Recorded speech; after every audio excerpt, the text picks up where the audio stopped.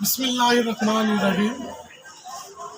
সম্মানিত গ্রাহক, আসসালামু আলাইকুম। আজ স্ক্রিনে অবশ্যই 3টি প্রোডাক্ট দেখতে পারতেছেন।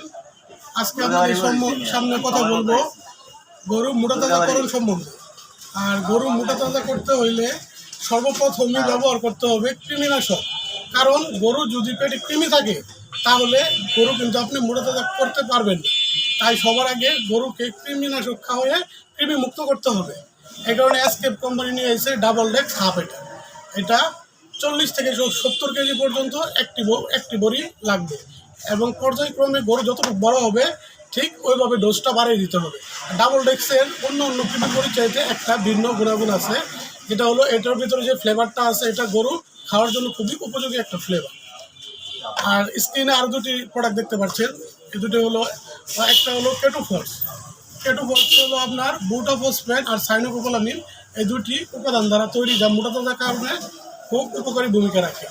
আর প্লাস এটার সঙ্গে দেবেন পপুলার কোম্পানির অ্যামাইনোবিট প্লাস, এটা হচ্ছে মাল্টিভিটামিন। অন ডোজটা আপনাদেরকে আমি বলে দিব। এটা আপনার প্রাপ্তবয়স্ক একটি গরুরে 20 মিলি করে দিবেন সপ্তাহে একবার। 20 মিলি কেটোফর্স দিবেন আর 20 মিলি দিবেন অ্যামাইনোবিট প্লাস। সপ্তাহে একবার করে ব্যবহার করবেন। আশা করি আপনার গরু খুব সুন্দর মোটাতাজা হবে।